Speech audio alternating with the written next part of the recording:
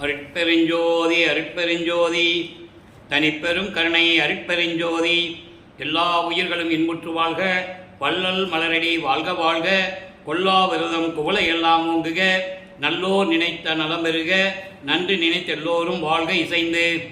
உலக மக்களே, அறிவார்ந்த அன்பர்களே, ஆண்மநேய ஒருமைப்பாடுடைய அன்பர்களே, அருட்பெருஞ்சோதி ஆண்டவருடைய திருவிளையாடல்களையும், அருட்பெருஞ்சோதி ஆண்டவர் யார், ஆதியும் அதாவது அந்தமும் ஆதியும் அந்தமில்லா தோன்றிய இறைவன், சுயமாக தோன்றிய இறைவன், அப்படிப்பட்ட இறைவனை இந்த பிரபஞ்சம் தோன்றிய காலத்திலிருந்தே யாரும் சொல்லாததினால் கூறாததினால் வல்லப்பெருமானவர்கள் அருட்பெருஞ்சோதி ஆண்டவருடைய திருவிளையாடல்களையும், அருட்பெருஞ்சோதி ஆண்டவருடைய மகனாகிய நமது பிள்ளை பெருமானவர்கள் ஏன் இந்த பூலோகத்திற்கு வருவிக்கப்பட்டார் என்பதையும், திருவருட்பாவின் பாடலின் மூலமாக பிரபஞ்சத்தின் உண்மைகளையும், மக்களிடம் மறைக்கப்பட்ட பிரபஞ்சத்தின் உண்மைகளையும் திருவருட்பாவிலிருந்து பாடலின் மூலமாக நாம் பார்த்து கொண்டிருக்கிறோம். அந்த வகையிலே அருட்பெருஞ்சாண்டவருடைய திருவிளையாடல் 1/1/1823 தொடங்குகிறது. 30/1/1874 இரவு 12 மணி வரையிலும் இறைவனுடைய திருவிளையாடல் தொடர்ந்து நடைபெற்று கொண்டிருக்கிறது. இதற்கான விளக்கங்களை எல்லாம் திருவருட்பாவின் பாடலின் மூலமாக நாம் பார்த்து கொண்டிருக்கிறோம். நமது பிள்ளை பெருமான் அவர்கள் ஏன் இந்த பூலோகத்திற்கு வருவிக்கப்பட்டார் என்ற நிலைகளையும் பார்த்து கொண்டிருக்கிறோம். அந்த வகையிலே நமது பிள்ளை பெருமான் அவர்கள் வருவிக்கப்பட்ட இடம் மருதூர், அதாவது சிதம்பரம் அருகில் இருக்கின்ற மருதூர் என்ற கிராமத்திலே வசித்து கொண்டிருந்த ராமையா பிள்ளை சின்னையம்மனுடைய இல்லற வாழ்க்கையில் இறைவனுடைய மகனாக வருவிக்கப்பட்டார் என்ற விளக்கங்களை நாம் பார்த்து கொண்டிருக்கிறோம். காரணம், 1/1/1823 தொடங்கிய இறைவனுடைய திருவிளையாடல், அதாவது இதற்கு முன்னால் நடந்த திருவிளையாடல்களை எல்லாம் நாம் ஏற்கனவே பாடலின் மூலமாக பார்த்து கொண்டிருக்கிறோம். காரணம், கிரேத யுகம், திரேத யுகம், துவார யுகம், கலியுகம், 4 யுகங்களிலுமே நடந்த திருவிளையாடல்களை எல்லாம் நடத்தியதையெல்லாம் கர்ம சித்தர்கள், யோக சித்தியில் சென்றவர்கள், கர்ம சித்தியில் சென்றவர்கள். இந்த பூலோகத்தில் தோன்றிய முனிவர்களும் ரிஷிகளும் சரி, கர்ம சித்தி யோக சித்தி என்ற நிலைகளில் சென்றவர்கள். கர்ம சித்தியை பெற்றவர்களுடைய செயல் காலம் 3.25 வருடம்தான் இருக்கும். அவங்க என்னதான் தவம் செய்திருந்தாலும் அருளை பெற்றிருந்தாலும் கூட அந்த கர்ம சித்தியை பெற்றவர்கள் 3.25 வருடங்கள் தான் அவருடைய செயல் காலம் இருக்கும். அந்த சித்துக்கள் விளையாடும், அவ்வளோதான். சித்துக்களுக்கு அந்த உயிர் 3.25 வருஷம்தான். யோக சித்தியில் சென்றவர்களுக்கு 108 வருடங்கள். அப்படி 108 வருடங்கள் தான் அவங்களுடைய வாழ்ந்த காலத்திலே அவங்களுடைய செயல்பாடுகள் நிலைக்கும். அதுக்கப்புறம் செயல்பாடு இருக்காது. இந்த உண்மைகளை புரிந்து கொள்ள வேண்டும். இந்த உண்மைகளை தான் திருவருட்பாவிலே நாம் பார்த்து கொண்டிருக்கிறோம். அப்போது ஞான சித்தியை பெற்றவர்கள் யார்? இந்த பிரபஞ்சத்தில் ஞான சித்தியை பெற்றவர்கள் ஒருத்தர் கூட கிடையாது. நான் ஒருத்தர் மட்டும்தான் ஞான சித்தியை பெற்றேன் என்று வல்லற்பெருமான் கூறுகிறார். அந்த நிலைகளெல்லாம் நாம் பார்த்து கொண்டிருக்கிறோம். ஆக மக்களிடம் மறைக்கப்பட்ட பிரபஞ்சத்தின் உண்மைகளை தெளிவாக, இந்த 4 யுகங்களும் அழிந்து விட்டது, அந்த 4 யுகங்களிலே நடந்த உண்மைகளை எல்லாம் தெளிவாக திருவருட்பாவிலே கூறியிருக்கிறார். அதை பார்த்து கொண்டிருக்கிறோம். பூலோகத்தில் இருந்த ரிஷிகளும் முனிவர்களுடைய நிலை என்ன, விண்ணுலகத்தில் இருக்கின்ற 5 தலைவர்கள் 5 தொழில்களை செய்து கொண்டிருந்த படைத்தல், காத்தல், அழித்தல், மறைத்தல், அருளல், இந்த 5 தொழில்களையும் செய்து கொண்டிருந்தவர்களுடைய நிலைகள் என்ன, இப்போ எப்படி செயலற்று இருக்கிறார்கள், இறைவனை இன்னும் அருட்பெருஞ்சாண்டவரை அவர்கள் ஏன் பார்க்கவில்லை, இந்த நிலைகளை இன்றைக்கு நம்ம தெளிவாக பார்க்க போகிறோம். நல்லா கவனிச்சுட்டு வாங்க. அப்படி நமது பிள்ளை பெருமானவர்கள் 5/10/1823 மருதூரிலே சின்னையம்மர் ராமலியா பிள்ளையுடைய இல்லற வாழ்க்கையில் இறைவனுடைய மகனாக வருவிக்கப்பட்டார். இந்த 56 ஆண்டு திருவிளையாடல்கள் 1/1/1823 தொடங்கி 30/1/1874 இரவு 12 மணி வரைக்கும் இறைவனுடைய திருவிளையாடல் நடக்குது. அப்போ இந்த 51 ஆண்டு திருவிளையாடல்களை 8 ஆண்டுகளாக பிரித்து தனது மகனுக்கு எப்படி அருளை கொடுத்து கொண்டிருக்கிறார். தன் மகனை, தன்னுடைய செல்வ பிள்ளையை இந்த பூலோகத்திற்கு வருவிக்க செய்து சைவ சமயத்தில் எப்படி ஈடுபட செய்தார் இறைவன், ஏன் சிவபெருமானை வல்லற்பெருமானவர்கள் வழிபட்டார் என்ற நிலைகளையெல்லாம் நாம் பார்த்து கொண்டிருக்கிறோம். அப்படி வருவிக்கப்பட்ட போது அந்த தாயின் கருவறையில் இருக்கும்போது எப்படி இறைவனுடைய திருவிளையாடல் நடந்தது என்பதை பார்த்தோம். இது முன்னுரையாக சொல்லும்போது தினமும் இந்த விளக்கத்தை சொல்ல வேண்டிய கடமை இருக்கிறது. மக்களுக்கு மனசில் பதியணும், புரியணும். அப்போ அந்த பூலோகத்துக்கு அந்த தாயின் கருவறையிலிருந்து வெளியே வரும்போது, இந்த மண்ணை தொடும்போது தேவர்கள், ரிஷிகள், முனிவர்கள், பிரம்மன், திருமால் போன்ற பதத்தலைவர்கள் எல்லாம் எங்களை ஆளப்போகும் அருள்கடலே வருக வருக என்று வாழ்த்து வரவேற்கிறார்கள். அதற்கான பாடல்கள்லாம் திருவருட்பாவில் இருந்ததை பார்த்தோம்.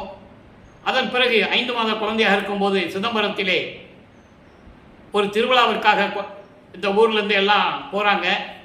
அப்போது தன் மகனுக்கு மட்டும் எல்லாருமே கர்மசுத்தனாகிய நடராஜனை வழிபட்டு கொண்டிருக்கிறார்கள்.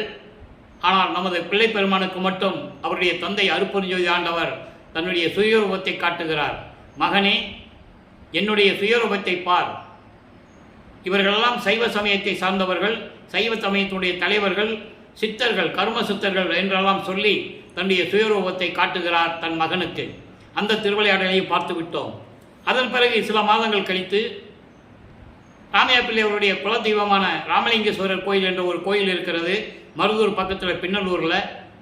அங்கே தான் அவருக்கு மொட்டை போட்டு காது குத்தி கடுக்காம் போட்டு ராமலிங்கன்னு பேர் வச்சது. சில மாதங்கள் கழித்து ராமையா பிள்ளை அவர்கள் காலமான உடனே சின்னையம்மையார் அவர்களுக்கு ஏற்கனவே உலகியலிலே பிறந்த குழந்தைகள் 4 பேர் உண்டு. 2 ஆண் பிள்ளைகள், 2 பெண் பிள்ளைகள். அவர்கள் இந்த உலகியலிலே பிறந்தவர்கள். நமது பிள்ளை பெருமானவர்கள் இந்த உலகியலிலே இறைவனுடைய மகனாக வருவிக்க உற்றார் என்பதை இங்கே நான் பதிவு செய்ய கடமைப்பட்டிருக்கிறேன். ஏன்னா மற்ற பிள்ளைங்களுக்கும் இவருக்கும் வித்தியாசம் உண்டு. அப்போ இந்த நிலையில் இருக்கும்போது சின்னையம்மையார் குழந்தைகள் எல்லாம் அழைத்து கொண்டு பொன்னேரி அருகில் இருக்கின்ற சின்னக்காவனம் என்ற கிராமத்திற்கு செல்கிறார்கள். அதான் அந்த அம்மா பிறந்த ஊர். சில காரணங்களால் அங்கே தொடர்ந்து இருக்க முடியவில்லை. அதன் பிறகு சென்னையிலே வந்து குடியேறுகிறார்கள். ஏழுகணர் பகுதியில் இருக்கின்ற வீரசாமி முதலியார் தெருவிலே குடியேறுகிறார்கள். நமது குழந்தை இறைவன் வளர்ந்து கொண்டிருக்கிறார். இது முன்னுரை என்பது இந்த 8 ஆண்டுகளில் இறைவனுடைய திருவிளையாடல் எப்படி தன் மகனிடம் நடந்தது, தன் மகன்கிட்ட எப்படி திருவிளையாடல் செய்கிறாரு. முதல் 8 ஆண்டு. இப்போ நமது பிள்ளை பெருமானவர்கள் வளர்ந்து கொண்டிருக்கிறார். காலங்கள் உருண்டோடுகிறது. பள்ளியிலே சேர்க்க வேண்டிய கட்டாயம் வந்து விட்டது. பள்ளியிலே கொண்டு போய் சேர்க்கிறார்கள். பள்ளிக்கூடத்தில் சேர்க்குறாங்க. படிக்க முடியாத வெளியே வந்துட்டு பள்ளிக்கூடத்தில் படிக்க முடியாதுன்னு ஏன் வந்தாருன்றத 6ஆம் திருமுறையில் திருப்பள்ளி எழுச்சியில் 7வது பாடலில் 5வது வரியில் சொல்கிறார். அந்த விளக்கத்தில் நம்ம பார்த்துட்டோம். இறைவனுடைய திருவிளையாடலினால் தான் அவர் பள்ளியில் படிக்கவில்லை. ஏனென்றால் இறைவன் தன் மகன் வந்து இந்த உலகியலிலே இந்த சந்தை படிப்பை, இந்த உலக படிப்பை எந்த ஆசிரியரிடம் கற்றுக்கொள்ளக்கூடாது. 1. 2வது, தனது மகன் இந்த உலகிலே யாரையும் குருவாக ஏற்றுக்கொள்ளக்கூடாது. அந்த நிலையை இன்னைக்கு நம்ம பாடலில் பார்க்க போகிறோம். இன்னைக்கு தான் அதை சொல்லுவார். எனக்கு யார் அருள் குரு இன்னைக்கு தான் சொல்லுவார். இந்த பாடலில் இன்னைக்கு நம்ம பார்க்க போகிறோம். நல்லா கவனிச்சுக்கிட்டே வரணும். அப்போது இவர் சைவ நிலையில் இருக்கும்போது 8 ஆண்டுகள் வரைக்கும் எந்த விதமான பலனும் இல்லை. முதல் 8 முடிஞ்சு போச்சு. இப்போ 2வது 8 தொடங்குது. ஏன்னா இந்த நிலையில் தான் இப்போ நம்ம பார்த்துக்கிட்டு இருக்கோம். 1824ஆம் ஆண்டிலிருந்து 1840 ஆண்டுகள் வரை இந்த 16 ஆண்டுகளில் இந்த ஈரெட்டில் பிள்ளை பெருமானுடைய நிலை என்ன? இப்போ 2வது 8இல் இறைவன் வந்து அருட்பெருஞ்சாண்டவர் தன் மகன் முன் தோன்றி, மகனே, நீ என் மகன், என் குலத்தின் மூத்த மகன். இந்த பிரபஞ்சத்திலிருந்து விண்ணுலகத்திலிருந்து பூலோகத்திற்கு ஒரு தாயின் வழியாக ஏன் முன்னே வருவிக்க செய்தேன் என்றால், உன்னால் சில காரியங்கள் எல்லாம் நடக்க வேண்டியது இருக்கிறது. அதற்கான அருளை உனக்கு முன்பருவம் பின்பருவம் காட்டி அருள் செய்வேன். முன்பருவம் பின்பருவம் என்பது அந்தந்த காலகட்டங்களில் ஒவ்வொரு 8 ஆண்டுகளில் உனக்கு எப்படி அருளை கொடுப்பென்றது உனக்கு நான் விளக்கம் தருவேன். இப்போ ஞானத்தை பெற்றுக்கொள் மகனே என்று சொல்லி மறைந்து விடுகிறார். நமது பிள்ளை பெருமான் அவர்கள் ஞானத்தை பெற்றுக்கொள்ளுகிறார். பாடல்கள் பாடுகின்ற ஆற்றலை பெற்றுக்கொள்ளுகிறார். பாடல்களை பாடுகிறார். இப்போ நல்ல கவனிக்கணும், முக்கியமான இடம். இப்போ இதுக்கு ஒரு மறைப்பு நிலை ஏற்படும். இதற்கு முன்னால் இருந்ததெல்லாம் மறந்து போச்சு அவருக்கு. விண்ணுலகத்தில் எப்படி இருந்தார், செல்வப்பிள்ளைன்னு பேர் வச்சு அவங்க அப்பா அருட்பெருஞ்சாண்டவர் எப்படி வளர்த்தாரு, ஏன் இந்த பூலோகத்துக்கு வந்தோம், ஏன் ஒரு தாயின் கருவறையில் எப்படி இருந்தோம் அப்படின்லாம் இப்போ அவருக்கு தெரியாது. மறைப்பு நிலை. மறைப்பும் மறப்பும் நீங்கிய பிறகுதான் இந்த உண்மைகளை எல்லாம் கூறுவார் பாடலிலே. அதை தான் நம்ம பார்த்துக்கிட்டு இருக்கோம். இப்போ சிவபெருமான் தான் இறைவன் ஏற்றுக்கிட்டு சிவபெருமானை வழிபட்டு கொண்டிருக்கிறார். காரணம், சைவ சமயத்தின் தலைவன் சிவபெருமான். இந்த பிரபஞ்சம் தோன்றிய காலத்திலிருந்து ஆதி சிவன் என்று கூறினார்கள். அருப்பெருஞ்சோதி ஆண்டவர்னு யாரும் சொல்லலை, தெரியாது அவங்களுக்கு. சுத்த சன்மார்க்கம் இருக்கிறதுன்னு தெரியாது, அருப்பெருஞ்சோதி ஆண்டவர் இருக்கிறதுன்னு தெரியாது. அவங்களுக்கு தேவை ஆதி சிவன். அதனால் சிவபெருமான் சொன்னாங்க. இப்போ தனது மகனை சிவபெருமானுடைய நிலையில் இருந்து கொண்டு வழிபட செய்து கொண்டிருக்கிறார் அருப்பெருஞ்சோதி ஆண்டவர். ஏன் அப்படின்னா அதில் இருக்கணும், தனது மகன் இருக்கணும், சிவபெருமானை வழிபடணும், நமச்சிவாயா சிவாய நமன சொல்லணும், திருநீறு பூசிக்கணும், உத்தராட்சமணியை மாட்டிக்கி இருக்கணும், அதுக்கப்புறம் இதை பொய்ன்னு சொல்லணும். நல்லா புரிஞ்சுக்கணும் நீங்கள். அதுக்கான விளக்கம் தான் நம்ம பார்த்துட்டு இருக்கோம். அப்போது இவர் சிவபெருமானை வழிபட்டு கொண்டிருக்கிறார். 9வது ஆண்டிலிருந்து 12 ஆண்டுகளுக்குள் 1ஆம் திருமுறை உருவாகிறது. 8 பதிகங்கள், 712 பாடல்கள். அதிலே சிவனேச வெண்பா, வடிவுடை மாணிக்க மாலை, திருவருள் முறையீடு போன்ற பதிகங்களை எல்லாம் பார்த்து விட்டோம். மகாதேவ மாலை பதிகம் 5 100 பாடல்களை கொண்டது. சிவபெருமானை எப்படி வணங்குகிறார், சிவபெருமான் யார் என்ற நிலையை எப்படி கூறுகிறார் என்ற நிலையை பார்த்து கொண்டிருக்கிறோம். இன்றைக்கு 16வது பாடல். நல்லா கவனிக்கணும் நண்பர்களே.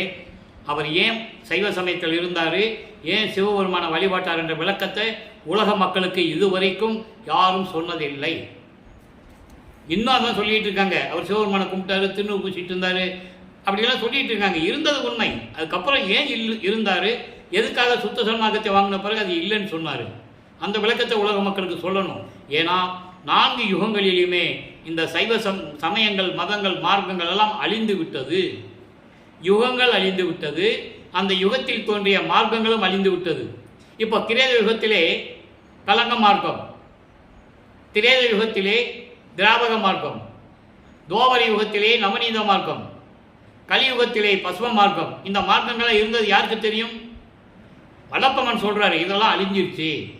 அதன் பிறகு இந்த கலியுகத்தில் தோன்றிய தசா மார்க்கம், சர்புத்திர மார்க்கம், சக மார்க்கம், சமய மார்க்கம், இந்த மார்க்கமுடைய நிலையும் முடிந்து விட்டது. நல்லா புரிஞ்சுக்கணும். ஏன்னா கலியுகத்தில் தான் இதெல்லாம் நடந்தது. கலியுகம் 1900 ஆண்டில் முடிஞ்சிருச்சு. அப்போ கலியுகம் முடியும் போது இது அழிஞ்சு போச்சு. இது மக்கள்கிட்ட யாரும் சொல்லலை. அதனால இவங்க அப்படியே வாழையடி வாழையாக, பரம்பரையாக அப்படியே ரத்தத்தில் ஊறி அதே நிலையில் இருந்து கொண்டிருக்கிறார்கள். இந்த உண்மையை உடைத்தெறிய வேண்டும். மக்களிடம் மறைக்கப்பட்ட உண்மையை இந்த பிரபஞ்சத்திற்கு தெளியப்படுத்த வேண்டும் என்பதற்காகத்தான் வல்லப்பெருமான் அவர்கள் பூலோகத்திற்கு வரிவிக்க விட்டார் என்பதை நான் பதிவு செய்ய கடமைப்பட்டிருக்கிறேன். இதை யாராலையும் மறுக்கவும் முடியாது, மறக்கவும் முடியாது. அத்தனை ஆதாரங்கள் திருவுற்பாவில உண்டு. ஆக வல்லப்பெருமான் அவர்கள் சிவபெருமானை வழிபட்டு மகாதேவ மாலையை சொல்லுகிறார். நல்ல கவனிங்க, சிவபெருமான் யாரு, எப்படிப்பட்டவர்? வாசகமாய் வாட்சியமாய் நடுவாய், அந்த வாசக வாட்சியம் கடந்த மௌனமாகி. முதல்ல பாடலை சொல்லிடுறேன். தேசகமாய் இருளகமாய் இருண்டும் காட்டா சித்தகமாய், வித்தகமாய் சிறிதும் பந்த பாசமுறா பதியாகி, பசுவுமாகி பாச நிலையாகி ஒன்றும் பகராதாகி, நாசமிலா வெளியாகி ஒளிதானாகி நாதாந்த முடிவில் நடனமிற்றும் தேவே. இந்த விளக்கம் பாருங்க. அதாவது வாசகமாய் என்பது சொல்லாகவும், சொல்லாகவும் என்பது உரையாடல், உரையாடல் என்பது வாக்கு, அருள் வாக்கு சொல்றது. அந்த மாதிரி ஒரு நிலை, அந்த மாதிரி ஒரு சொல். அருள் வாக்கு என்பது என்ன? சொல். அப்ப நல்ல சொல்லாகவும், அந்த சொல்லின் பொருளாகியும், அந்த பொருளின் சமரசமாகியும், வாசக வாட்சியம் கடைந்த இவை அனைத்தையும் கடந்த கலந்த மௌன நிலை, மௌன நிலை, சாந்த நிலை. அப்படி நிலையாகவும், தேசகமாய் இருளகமாய், தேசகமாய் என்பது ஒளிமயமாகவும் இருளாகவும். பிரபஞ்சத்தின் இயற்கையின் உண்மை அது. பகல்ல ஒளி இருக்கும், இரவுல இருட்டா இருக்கும். ஆக பகலாகவும் இரவாகவும் இரண்டும் இல்லாதவன், அப்புறம் அருவமாகவும், அப்படிப்பட்ட நிலையிலும் அறிவின் விளக்கமாகவும் ஞான நிலையாகவும், எந்த பந்தங்களும் பற்றுகளும் இல்லாத இறைவனாகவும், எந்த பந்தங்களும் பாசமுறா பகரதாகி பதியாகி கடவுளாகி, அப்படி பாசங்கள் நீங்கிய கடவுளாகவும் பசுவுமாகி. நான் ஏற்கனவே சொல்லியிருக்கிறேன் நண்பர்களே, பதி பசு பாசம், அவன் அவள் அது. நீங்கள் அகவல் படிச்சிருந்தா தெரியும். நான் ஏற்கனவே பதி பசு பாசத்தை பற்றி ஒரு பெரிய விளக்கமே நான் வீடியோ போட்டிருக்கேன், நீங்கள் போய் நம்ம யூடியூப்பில் நீங்கள் பார்த்துக்கலாம். பசி பசு பாசம்னா டைப் பண்ணால் வந்துடும். ஏன்னா அவ்வளோ விளக்கம் இப்போ நம்ம சொல்ல முடியாது. ஓரளவுக்கு சுருக்கமான விளக்கம் சொல்கிறேன். பதி பசு பாசம். பதி என்பது அவன், அவன் என்பவன் இறைவன். பசு என்பது அவள். அவள் என்ன அர்த்தம்? பெண்ணுடைய இலக்கலை குறிப்பிடுகிறார், ஒரு பெண்ணாக குறிப்பிடுகிறார் பசுவை. காரணம், மலங்கள் சூழ்ந்த ஒரு ஆன்மா, மலங்கள் சூழ்ந்த ஆன்மா. இந்த பசு என்ன நினைக்குமா? இந்த பெண்ணானவள், பசு என்கின்ற பெண்ணானவள் எப்படியாவது தந்திரமாக இறைவனோடு சேர்ந்து நம்மளுடைய மலங்களை எல்லாம் நீக்கிக் கொள்ள வேண்டும். நம்முடைய குற்றங்களையும் குறைகளையும் பிண்ட துரிசுகளையும் எப்படியாவது தந்திரமாக இந்த இறைவனோடு சேர்ந்து கொண்டு கவர்ச்சி காட்டி எப்படியாவது சேர்ந்து கொண்டு நாம் இந்த அதாவது ஆன்மா நிலை. அது பசு என்பது ஆன்மா நிலை, மலங்கள் சூழ்ந்த ஆன்மா. அப்போ அந்த ஆன்மா சுத்தப்படுத்தணும். அப்போ அந்த ஆன்மா தந்திரமாக பதியோடு சேர்ந்து கொள்ளுகிறது. அதனால்தான் அந்த இறைவனுக்கு பசுபதி என்ற ஒரு பெயரும் உண்டு சிவபெருமானுக்கு. பாசம் என்பது அருவமாக இருக்கிறது. இப்போ செயல்பாட்டில் தான் பாசத்தை காட்ட முடியும். உதாரணத்திற்கு, இப்போ நம்ம வீட்டில் இருக்கிறோம், மனைவி பிள்ளைகள் மீது பாசமாக இருக்கிறோம். பாசத்துக்கு உருவம் கிடையாது, செயல்பாடு. அன்பாக பேசுவது, குழந்தைகளை கொஞ்சி குழாவுவது, குழந்தைகளுக்கு தேவையானதை செய்து கொடுப்பது, அன்பாக இருப்பது, அரவணைப்பது, இதெல்லாம் அருவமான நிலைகள். அதற்கு ஒரு விளக்கம் கூறுவார் வளர்ப்பமானவர்கள். இப்போ ஒரு கிணறு இருக்கு, அந்த கிணத்துல தண்ணி இருக்கு, மேலே பாசம் படிஞ்சிருக்கும், பச்சை கலரில் ஒரு பாசம் படிஞ்சிருக்கும், உள்ள நல்ல தண்ணி இருக்கும், ஆனால் தெரியாது, வெளியே தெரியாது. அந்த பாசம் மேலே மூடி இருக்கும், உள்ள நல்ல தண்ணி இருக்கும், தெரியாது. கள்ளத்துக்கு போட்டோம்னா பாசம் விலகும், தண்ணி தெரியும், திருப்பி மூடிக்கும், திருப்பி மூடிக்கும். அப்போ அதான் பாசத்தினுடைய நிலை. பதி பசு பாசம். அது என்பது அக்கிரணை. அக்கிரணை என்பது ஒரு ஜடமான ஒரு பொருள், அவ்வளோதான் பாசம் என்பது. அதை வெளிப்பாடுனா தான் நமக்கு தெரியும், அன்பு காட்டினா தான் அந்த பாசம் புரியும். ஆக பதி பசு பாசமாக இருந்து கொண்டு இதுக்கான முழு விளக்கங்கள் இந்த 3க்கும் 3 வீடியோ போட்டிருக்கேன். ஒவ்வொன்றுக்கும் 1 மணி நேரம் நம்ம அந்த வீடியோவில் இருக்கும், உங்களுக்கு விளக்கம் இருக்கும், நீங்கள் தெளிவாக பார்த்துக்கலாம். உங்களுக்கு நான் சுருக்கமாக சொல்லியிருக்கேன். பசுனா என்ன? மலம் கலந்த ஆன்மா. அந்த ஆன்மாவை சுத்தப்படுத்தணும். அப்போ அந்த ஆன்மா சுத்தப்படுத்தணும்னா அதை தன்னால் சுத்தப்படுத்த முடியாது. ஆன்மாவால் தன்னுடைய இதை தன்னால் சுத்தப்படுத்திக்க முடியாது. அப்போ இறைவனோட சேரணும். இறைவனோட சேர்ந்தால் ஆன்மாவுடைய அந்த குற்றங்கள்லாம் நீங்கிடும், சுத்தமாயிரும். அதனால தான் பசுபதி. இந்த பாசம் என்பது அக்கிரிணை. அது அவன் அவள் அது என்று கூறுவார். அகவழியிலே பாடல் உண்டு, தெளிவான விளக்கங்கள் உண்டு. அப்படிப்பட்ட இறைவனாகி நாசமில்லா வெளியாகி, நாசமில்லா என்பது அழிவில்லாத வெளி. நல்லா கவனிக்கணும். இந்த இடத்துல இவர் சைவ நிலையில் இருக்கிற வரைக்கும் சுத்த சிவஞான வெளின்னு அவருக்கு சொல்ல தெரியாது. ஏன்னா அது மறைப்பு நிலையில் இருக்கு. இப்போ வெளின்னு தான் சொல்லுவார். அழிவில்லாத வெளியாகி ஒளிதானாகி ஒளிப்பொருளாகி நாதாந்த முடிவில். நாதாந்த முடிவில் என்பது, நாதாந்தம் என்பது ஒரு தத்துவத்தின் நிலை. வேதாந்தம், சித்தாந்தம், போதாந்தம், நாதாந்தம், யோகாந்தம், இப்படி அதாவது ஒரு தத்துவங்களுடைய நிலை. நாதாந்தம் என்பது ஒளி நிலையின் முடிவான ஒரு நிலை. விந்து நாதம் என்று சொல்லுவார். அப்போ அந்த நாதாந்த முடிவில் இருக்கின்ற அருளனனம் செய்து கொண்டிருக்கின்ற தேவே என்று சொல்கிறார். இப்போ சிவபெருமானை பற்றி சொல்றதுக்கு இவ்வளவு நேரம் ஆயிடுச்சு இல்லையா? இப்போ இதே நிலையை சுத்த சன்மார்க்கத்தை பெற்ற பிறகு அருட்பெருஞ்சோதி ஆண்டவர் யார் என்ற நிலையை சொல்லுவதை பார்க்க போகிறோம். இப்போ 1ஆம் தலைமுறை முடிஞ்சிருச்சு இந்த பாடல். இப்போ 13வது ஆண்டு ஞானத்தை பெற்ற பிறகு இவர் மனம் திருவொற்றியூருக்கு போக தூண்டி விடுகிறது. ஏன்னா அருட்பெருஞ்சாண்டவர் மனதை தூண்டி விடுகிறார். மனமே, என் மகனை திருவொற்றியூருக்கு அழைத்து சொல், அங்கே அவன் சிவபெருமானை வழிபட வேண்டும். 1ஆம் திருமுறை உருவாக்குற வரைக்கும் அவர் இருந்த இடத்திலேயே இருந்து கொண்டு பாடல்களை பாடுகிறார். நல்லா கவனிச்சுக்கணும். அதுக்கப்புறம் மகனை தூண்டி விடுகிறார். இப்படியே வீட்டுக்குள்ளே இருந்தால் எப்படி? இவன் போகணும், சிவபெருமானை வழிபடணும், உலக மக்கள்லாம் பார்க்கணும். அதுக்கப்புறம் இதை பொய்ன்னு அவங்ககிட்ட சொல்லணும். அப்போ திருவொற்றியூருக்கு நமது குழந்தை இறைவன் 13வது ஆண்டில் கால் வலிக்க நடந்து செல்லுகிறார். ஏழுகிணர் பகுதி, அதாவது இப்போ அதை எடுத்து பேர் வள்ளலார் நகர். வள்ளலார் நகர்லேருந்து திருவொற்றியூருக்கு நமது குழந்தை இறைவன் கால் வலிக்க நடந்து செல்லுகிறார். இப்போ இறைவனுடைய மகன் மட்டும் தெரியும், வெளியே சொல்ல முடியாது, யாருக்கையும் சொல்லவும் கூடாது. அது தெய்வத்தின் ரகசியம், காலத்தின் கட்டாயம். இப்போ 2ஆம் திருமுறை உருவாகிறது. தியாகராஜ பெருமானிடம் விண்ணப்பம் வைக்கிறார், பாடுகிறார். 113 பதியங்கள், 1207 பாடல்கள். காலங்கள் உருண்டோடுகிறது. அங்கே திருவொற்றியூரில் எந்த விதமான பதிலும் இல்லை சிவபெருமானிடமிருந்து. அதுக்கப்புறம் திருமுல்லை வாயிலுக்கு செல்லுகிறார். ஓராண்டு கழித்து திருமுல்லை வாயிலுக்கு செல்லுகிறார் 14வது ஆண்டில். அங்கேயும் போனால் நடந்தான் போகணும். அங்கே இருக்கிற சிவபெருமானவர் மாசிலாமணி மனம் உருகி உருகி பாடுவார். உன்னை தேடி வந்திருக்கேன், கால் வலிக்குது, ஏன் மகனே கால் வலிக்குதா, ஏன்டா தேடி வரேன்னு ஒரு வார்த்தை கேட்காம ஊமை மாதிரி நின்றுட்டு இருக்கேன்லாம் கேட்பாரு. அந்த பாட்டுடைய விளக்கங்களை எல்லாம் பார்த்துட்டோம். அதன் பிறகு ஒருவேளை இங்கேயும் முடியல, ஒருவேளை திருவிழித்தாயம் போய் அங்கே வழிபட்டால் அருளை பெற்று விடலாமோ என்று சொல்லி அங்கே போவார். அங்கே போகும்போது அவருக்கு 15 ஆண்டுகள். கால் வலிக்க நடந்து செல்லுகிறார், எந்த விதமான பலனும் இல்லை. அங்கேயே சொல்லிட்டு வந்துடுவார், இனிமேல் திருமுல்லை வாயிலுக்கோ திருவள்ளித்தாயத்துக்கோ நான் வரமாட்டேன், என்னால் முடியாது, கால் வலிக்குது. பெற்ற பிள்ளையை தெருவில் விட்டு விட்டானே என்று இந்த உலகம் உன்னை பழிக்குமே, அந்த இழிச்சொல்லுக்கும் பழிச்சொல்லுக்கும் நீ ஆளாகலாமா? அது உன்னை வந்து சேர்ந்து விடக்கூடாது என்பதற்காகத்தானே உன்னை வருந்தி வருந்தி வருந்தி வேண்டுகிறேன், விரைவில் வந்து எனக்கு அருளை கொடு என்று வேண்டுகிறேன்.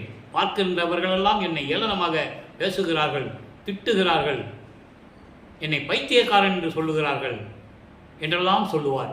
அந்த அற்புதமான பாடல்கள் எல்லாம் கேட்கும்போது மனம் உருகும், கண்களில் தண்ணி வரும். அந்த விளக்கத்தையெல்லாம் நான் ஏற்கனவே பதிவு பண்ணியிருக்கேன், நீங்கள் பார்த்துக்கலாம். அப்போது இப்போ திருவொற்றியூரில் நிரந்தரமாக போயிட்டு பாடிக்கிட்டு இருக்கிறாரு. மொத்தம் 113 பதியங்கள். இது வரைக்கும் 41 பதியங்களுடைய விளக்கத்தை பார்த்துட்டோம். இன்றைக்கி 42வது பதிகம். நாள் அவத்து அலசல்ல 7வது பாடல். நாள் அவத்து அலசல் என்பது மரணம் என்கின்ற ஒரு நாள் வந்துவிட்டால் நான் என்ன செய்வேன்? நல்லா கவனிக்கணும். இப்போ மரணத்தை பற்றி அவர் பயப்படுகிறார். சுத்த சமாகத்தை பெற்ற பிறகு மரணம் வராது, மரணமில்லா பெருவாழ்வு அவருக்கு. அந்த விளக்கத்தை நீங்கள் பார்க்கணும், வித்தியாசத்தை பார்க்கணும். இப்போ பாருங்கள் என்ன சொல்கிறார் சிவபெருமான்கிட்ட, என்ன சொல்கிறார்?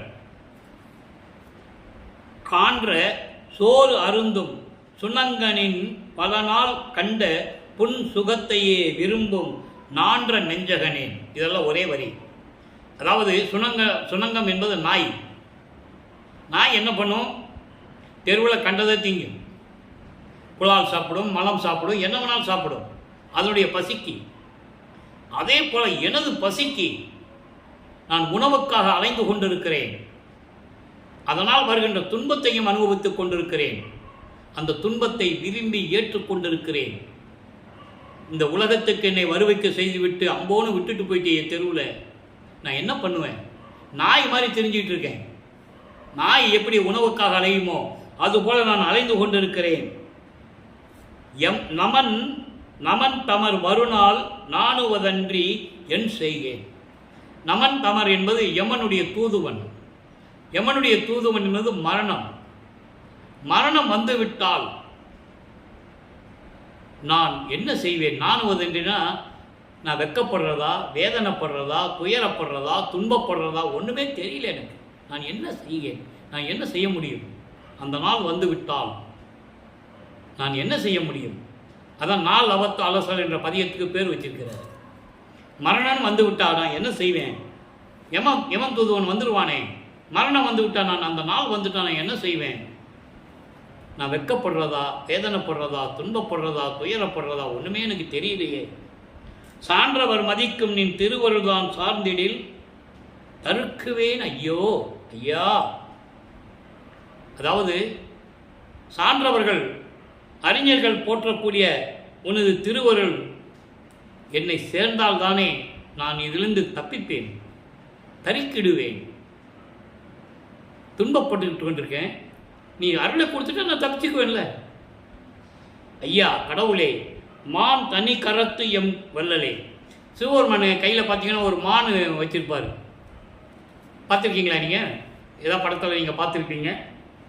அதாவது கழுத்தில் பாம்பு இருக்கும், அங்கே கங்கை இருக்கும், பக்கத்தில் பார்வதி இருப்பாங்க, சூலாயுதம் இருக்கும். இருந்தாலும் இன்னொரு கையில் மான் அடையாளம் ஒன்று இருக்கும்.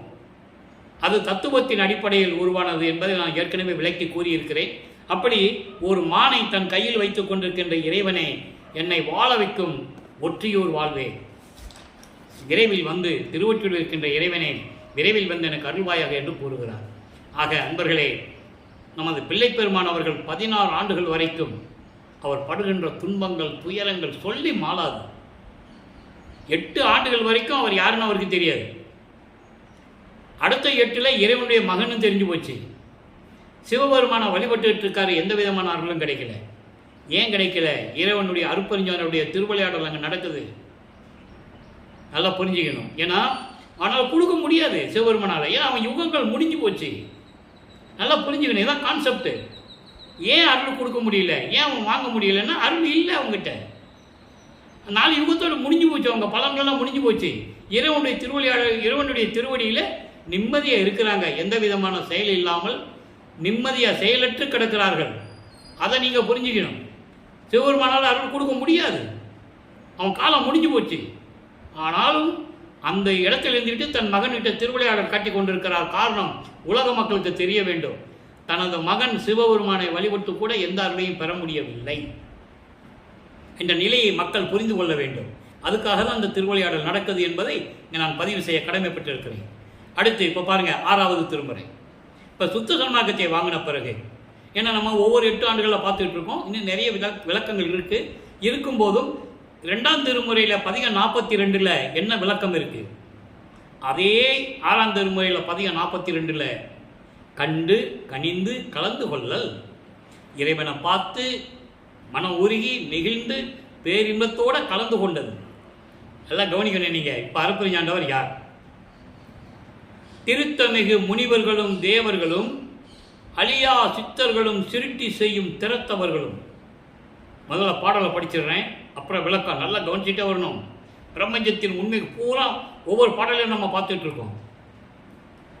காக்கும் அருத்தமிகு தலைவர்களும் அடக்கிடல் வல்லவரும் அலை புரிகின்றவர்களும். இந்த 5 பேரும் 5 பத தலைவர்களை சொல்றாரு. நான் விளக்கம் சொல்றேன். உள் அனுகிரகிப்போரும் பொருத்துமற்ற சக்திகளும் சத்தர்கள் எல்லாம் பொருள் எதவோ என தேடி போக. இந்த வரி அண்டர்லைன், இந்த வரி ஒரு அண்டர்லைன். இவர்கள் எல்லாம் பொருள் எதுவோ என தேடி போக. அந்த வரி மட்டும் அண்டர்லைன். இதுக்கு விளக்கம் 1 மாதம் நம்ம சொல்லணும். நான் ஒவ்வொரு நாளும் ஒவ்வொரு மணி நேரம் நான் சொல்லியிருக்கேன். பழைய வீடியோவில் சொல்லியிருக்கேன். 5 வருஷமாக நான் பேசிகிட்டு இருக்கேன். திருவருட்பா விளக்கத்தை சொல்லிகிட்டு இருக்கோம். இன்னும் 3 வருஷம் சொல்ல வேண்டியிருக்கு. அப்பப்போ விளக்கங்கள் வரும். அப்படி எதுவோன்னு தேடி போக அவரவரம் கருத்தில் ஒளிந்திருக்கின்ற கல்வனை அருப்பஞ்சாண்டவர் திருடன் சொல்கிறார். அதாவது போலீஸு திருடன் வேலை போட்டு சின்ன பிள்ளைங்க விளையாடுவாங்கல்ல, நான் திருடன் நான் நடிக்கிறேன், எனக்கு கண்டுபிடின்னு சொல்லி மறைஞ்சிக்குவாங்க. அந்த மாதிரி கல்வனாக இருக்காராம் இறைவன். அப்படிப்பட்ட திருடனை என் கண்ணால் கண்டு கொண்டேன், கனிந்து கொண்டேன், கலந்து கொண்டேன், கழித்தேன். இப்போ விளக்கம் பாருங்க. அதாவது தவ நிலையில் உள்ள முனிவர்களும் தேவர்களும் சித்தர்களும் சொல்லிட்டாரா. அடுத்து சொல்றார் பாருங்க, சிருட்டி செய்யும் திறத்தவர்கள். யாரு? பிரம்மன். திறத்தவர்கள் பன்மையில் சொல்றாரு. திறத்தவர் உண்மை கிடையாது, பன்மையில். அப்போ பிரம்மர்கள், பிரம்மர்கள்னு ஏன் சொல்றாரு? பிரம்மன் ஒருத்தன் தானே. அப்போ பிரம்மர்கள்னு ஏன் சொல்றாரு? ஏன்னா ஒவ்வொரு யுகத்திலையும் அவன் இருந்தவன்றனால் சொல்றார். 4 யுகத்திலையும் இருந்தாங்க. 43,20,000 வருஷம் அவங்களுடைய ஆட்சி நடந்துகிட்டு இருந்தது. அப்போ ஒவ்வொரு யுகத்திலையும் பிரம்மன் இருந்திருப்பான். அதனால பிரம்மர்கள் சொல்றாரு. அவன் படைக்கும் தொழிலை செய்யக்கூடிய பிரம்மர்கள் அந்த 4 யுகத்தோடு அவங்க அழிஞ்சு போயிட்டாங்க, முடிஞ்சு போச்சு. காக்கும் அர்த்தமிகு தலைவர்கள், காக்கும்னா நாரணர்கள், திருமால். அவனும் 4 யுகத்தில் இருந்திருக்கான். கிரேத யுகத்தில் 6 அவதாரம், மச்ச கூர்ம வராக வாமன நரசிம்ம பரசுராம. கிரேத யுகத்தில் ராமன் அவதாரம் மட்டும்தான், மனித அவதாரம். அடுத்து துவார யுகத்தில் கிருஷ்ணனும் பலராமனும், கலியுகத்திலே அயகிரிவ அவதாரம்.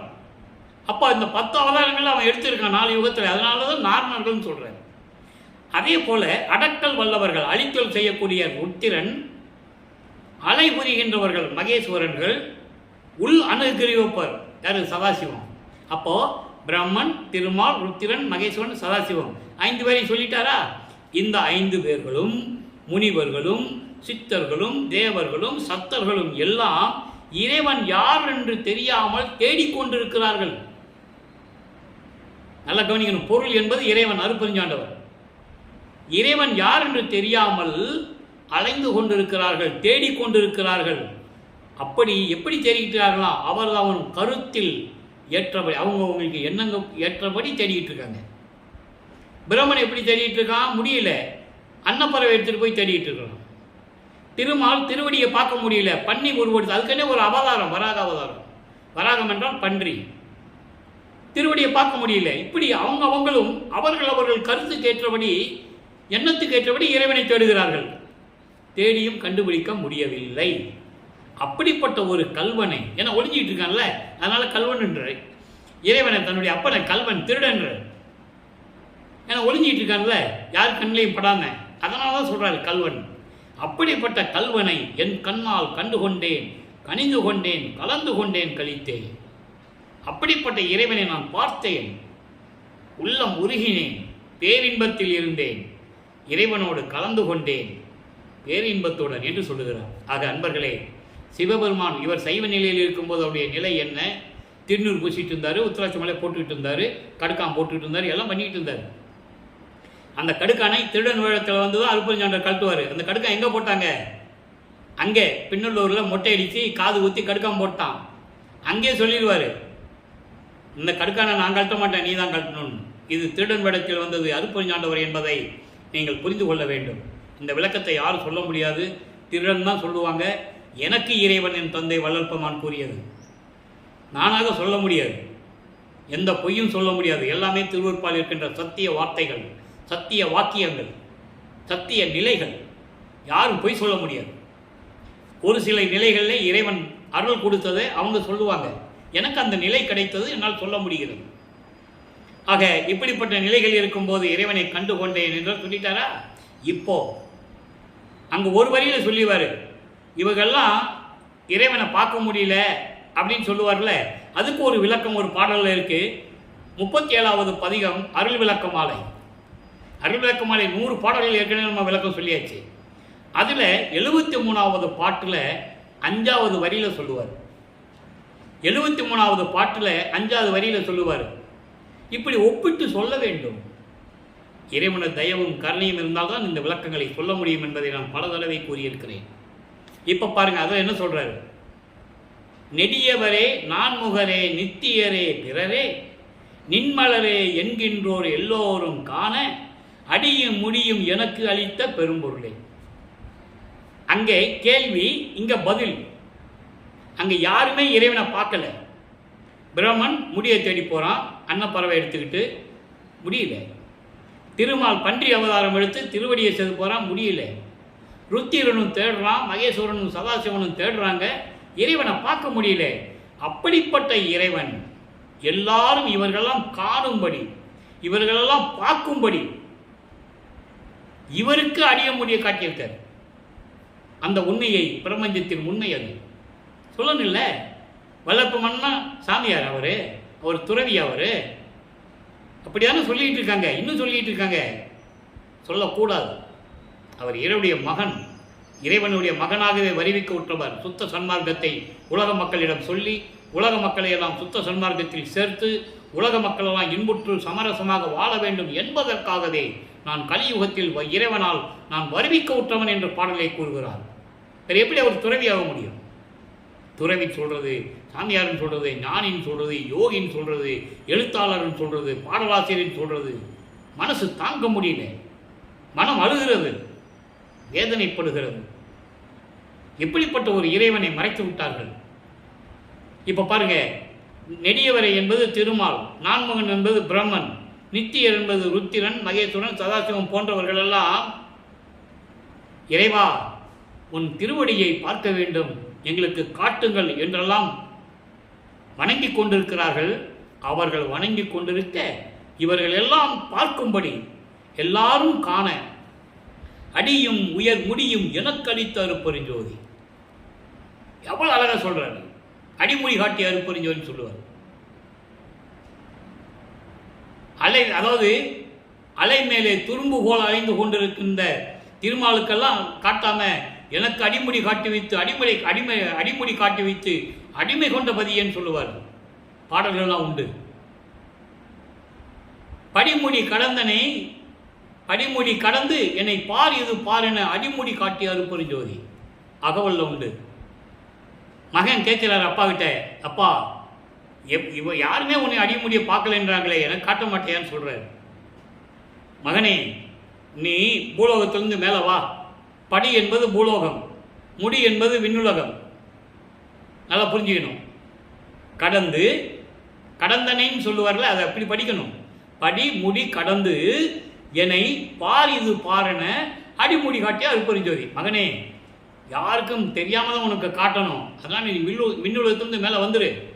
இவர் 33வது ஆண்டிலே போயிட்டார். சென்னையில் இருக்கிற வரைக்கும் 32 ஆண்டுகள் வரைக்கும் சைவ சமயத்தில் இருக்கிற வரைக்கும் அவர் எந்த அருமையான அருளும் இல்லை. அதுக்கப்புறம் தான் சுத்தமாக பெற்ற பிறந்தான் தத்துவங்களை கடந்து தத்துவாதீத மேலைக்கு போய் அங்கு சுத்த சிவநிலையை தேடி சென்றேன்னு சொல்லுவார். தத்துவங்களை தனித்தனியாக கடந்தேன், தத்துவாதீத மேலையில் சித்தியல் முழுதும் தெரிந்தேன், அவை மேல் சுத்த சிவநிலையை தெரிந்திட சென்றேன். சுத்த சிவநிலை எங்கே போய் பார்த்தாரு? அங்கே இருக்கின்ற சுத்த சிவஞானவில் இருக்கின்ற சத்திய ஞான சபையில். இங்கே இருக்கிறவங்க சொல்லுவாங்க, மாட்டு வண்டி கட்டிட்டு போனாரு, தெருவா நடந்து போனாரு, எங்கே போனாருன்னு தெரியல, ஊர் சுற்றுறாரு, கல்யாணம் பண்ணி மனைவியை வந்து கவனிக்காமல் விட்டுட்டு வந்துட்டாரு. இப்படியே தான் வல்லற்பமான்களை சொன்னாலே தவிர அவர் இப்படியெல்லாம் நிலைகள் இருக்கின்றவர் யார் சொன்னது? யாரும் சொல்ல, ஒரு ஆள் கூட சொல்லலை. அதான் வேதனை. இப்போ என்ன சொல்ற பாருங்க, எல்லாரும் காண எனக்கு அடிமுடியை காட்டிய அருப்பெருஞ்சோதி. படி முடி கடந்து என்னை இங்க பாரு இங்க பாரு இங்க பாருன்னு சொல்லி அடிமுடி காட்டினாரு எங்கப்பா. அப்ப யாருக்கும் தெரியாம, விண்ணுலகத்துக்கும் பூலோகத்துக்கும் இருக்கிறவங்க யாருக்கும் தெரியாம அப்படியே கடத்தி எனக்கு கொண்டு போனாரு மேல. பார் மகனே பார் மகனே பார் மகனே என்று சொல்லி அடிமுடி காட்டிய அருப்பெருஞ்சோதி. இவ்வளவு விளக்கங்கள் இருக்குது திருவாப்பாவில். ஏன் மறைத்தார்கள்? அவர்களை சமயங்களும் மதங்களும் மார்க்கங்களும் சூழ்ந்து கொண்டது. ஜாதிகளில் பற்று கொண்டவர்கள், சமயங்களையும் மதங்களையும் மார்க்கங்களையும் விட முடியாதவர்கள் இந்த பிரபஞ்சத்தின் உண்மையை மறைத்து விட்டார்கள். வல்லற்பமான் யார் என்பதை மறைத்து விட்டார்கள். அதுதான் வேதனையான விஷயம். ஆக அப்படிப்பட்ட ஒரு இறைவன், அருப்பெருஞ்சோதி ஆண்டவரான இறைவன் தன் மகனை தன்னோடு இணைத்துக் கொள்ளுகிறார். தான் பிரிந்த சக்தியோடு தன்னுடைய சக்தியை உருவாக்குகிறார். ஒரு மகனாக செல்வப்பிள்ளை என்று வளர்த்து பூலோகத்துக்கு அனுப்புகிறார். 51 ஆண்டுகள் மக்களோடு மக்களாக உலாவ விடுகிறார். வந்த காரியங்கள் முடிந்து விட்டது. சுத்த சன்மார்க்கத்தை உலக மக்களிடம் சொல்லியாச்சு, ஜீவகானிய ஒழுக்கத்தை சொல்லியாச்சு, உயிரினுடைய இரக்கத்தை சொல்லியாச்சு, தயவும் கருணையும் ஒரு ஜீவன் மேல் எப்படி இருக்க வேண்டும் என்ற நிலைகளையும் சொல்லியாச்சு, பசியின் கொடுமையை சொல்லியாச்சு. வேலை முடிஞ்சிருச்சு. அப்போ 51 ஆண்டுகள் கழிச்சு இங்கே வேலை இல்லை. அதனால் பிரிந்த சக்தியை மகனாக உலாவ விடுகிறார். அந்த பிரிந்த சக்தியோடு திரும்பி கூடிக்கொள்ளுகிறார். இறைவனே வந்து மகனோடு கலந்து கொள்ளுகிறார் மேட்டுக்குப்பம் சித்தி வளாகத்தில். அப்படி சொல்லணும். கதவு பூட்டிட்டு மறைஞ்சிட்டாரு, ஓடி போயிட்டாருன்னு நான் சொல்றது. இறைவனோட கலந்து கொண்டான்னு சொல்லணும். சித்தி பெற்ற இடம் நான் சொல்றது. சித்தி யார் பெறுவது? அவர் இறைவனுடைய மகன். அவர் சித்தி பெற வேண்டிய அவசியம் இல்லை. காலங்கள் முடிந்து விட்டது. 51 ஆண்டுகள் இந்த பூலோகத்திற்கு வந்த வேலைகள் முடிந்து விட்டது. திருப்பி இறைவன் தான் பிரிந்த சக்தியோடு மகனோடு திரும்பி கூடிக்கொள்ளுகிறார். அருப்பெருஞ்சோதி ஆண்டவராகிறார்கள். அப்படி சொல்லணும். கதவு போட்டிட்டு மறைஞ்சிட்டான்னு சொல்லக்கூடாது. அப்போதான் அங்கே சந்தேகம் வருது மக்களுக்கு. மறைஞ்சிட்டான்னு எங்கே போயிட்டாரு சொல்றாங்கல்ல, கேட்பாங்க, பதில் சொல்லணும்ல. இறைவனோட கலந்து இறைவனாகி விட்டார்னா முடிஞ்சு போச்சு, சந்தேகம் வராது யாருக்கும்.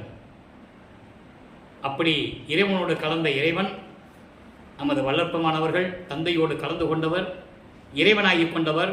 காரணம், ஒரே இறைவன் தான் இருக்கணும் பிரபஞ்சத்துக்கு. அவர் அருப்பெருஞ்சோதி ஆண்டவர். சுத்த சன்மார்க்கத்தின் நெறிகளிலே தலையாய நெறி அது. கடவுள் ஒருவனே. அருப்பெருஞ்சோதி ஆண்டவர் தெய்வ வடிவில் ஒளி வடிவில் இருக்கின்றார். அவருக்கு உருவம் இல்லை. உருவ வழிபாடு இருக்கக்கூடாது சுத்த சன்மார்க்கத்தில். இந்த சமயங்களையும் மதங்களையும் மார்க்கங்களையும் சேர்ந்த சங்கற்ப விகற்பங்கள் இருக்கக்கூடாது. தீபத்துக்கு பூ போடக்கூடாது, ஊதுவத்தி கொளுத்தக்கூடாது, குத்து வழக்கு ஏற்றக்கூடாது, வாழை இலையை போட்டு படையல் பண்ணக்கூடாது. அன்னதானம் என்ற பெயர்களை வளர்ப்பமான படத்தை வச்சு பூ போட்டு கற்பூரம் ஏற்றி ஆராதனை போட்டு என்ன இது? எப்படி ஜீவகாருண்யம் விளங்கும்? உண்மையான ஜீவகாருண்யம் என்பதை தெரிந்து கொள்ள வேண்டும். தெரியலன்னு கேட்டு தெரிஞ்சுக்கணும். நம்ம யூடியூப்பை பாருங்க, ஜீவகாருண்யம் என்னன்னு தெரியும். அப்படி 7 நிலைகள் இருக்குது ஜீவகாருண்யம். பசி, பிணி, தாகம், இச்சை, எளிமை, பயம், கொலை. இப்படி ஜீவகாருண்ய ஒழுக்கத்தை உலக மக்களுக்கு வெளிப்படைத்தன்மையில் மக்களுக்கு புரியும்படி எளிமையாக சொன்னது நமது இறைவன் அருட்பெருஞ்சோதி ஆண்டவர் தான். தந்தை சொல்லுகிறார், மகன் மக்களிடம் சொல்லுகிறார்.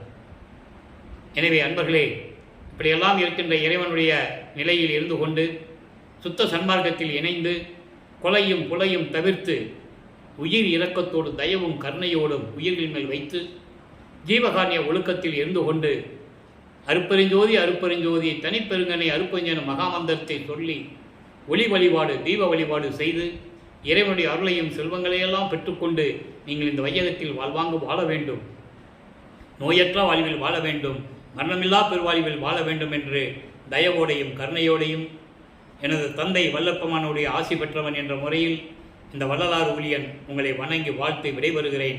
நன்றி, வணக்கம். அருட்பெருஞ்சோதி அருட்பெருஞ்சோதி தனிப்பெரும் கருணை அருட்பெருஞ்சோதி. தினமும் இறைவனுடைய செயல்பாடுகள், திருவிளையாடல்கள், பிரபஞ்சத்தின் உண்மைகள், திருவொற்பாவின் விளக்கங்கள் எல்லாம் உங்களுக்கு கிடைக்கும். கண்டு களித்து மகிழ்ந்து இறைவன் அருளை பெற்றுக்கொள்ளுங்கள்.